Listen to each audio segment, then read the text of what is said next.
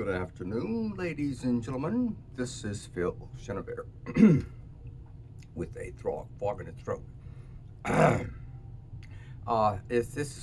Why do we say that? Word origins. Now, today we're not going to go back to the gymnasium because I don't want to get naked, um, but we're going to go to a phrase that I heard called nothing to sneeze at. Nothing to sneeze at.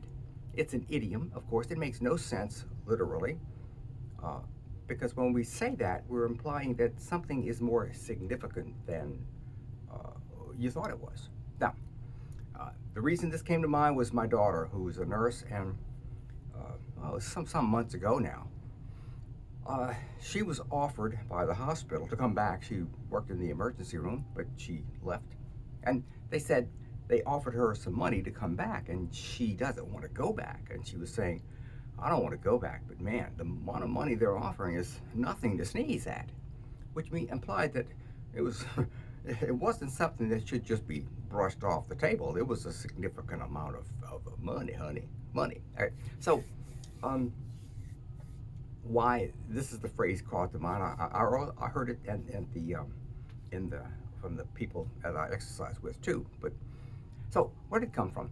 The phrase "nothing to sneeze at" goes back to the 17th century, late 16th. Um, at the time, well, in the early 17th century, snuff boxes, which is snuff is a ground up tobacco, I guess, and very finely ground. And they had these, the rich young men had these boxes made. Oh, it was ivory and gold and silver and very, very beautiful little boxes of snuff.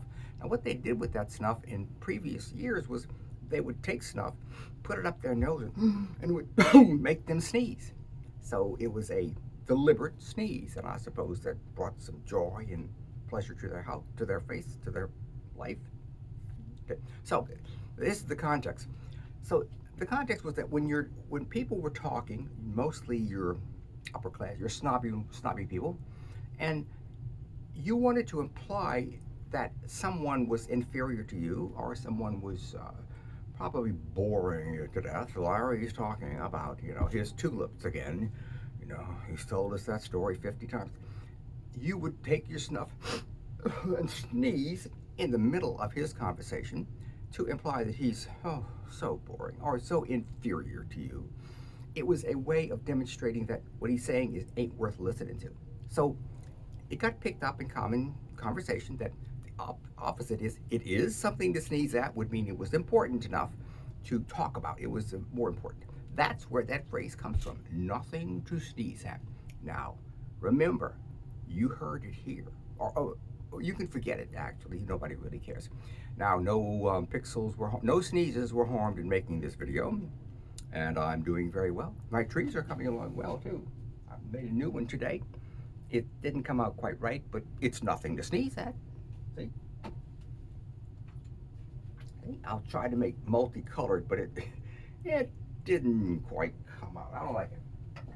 But once again, it's nothing to sneeze at. Bye-bye. See y'all whenever I get around to this.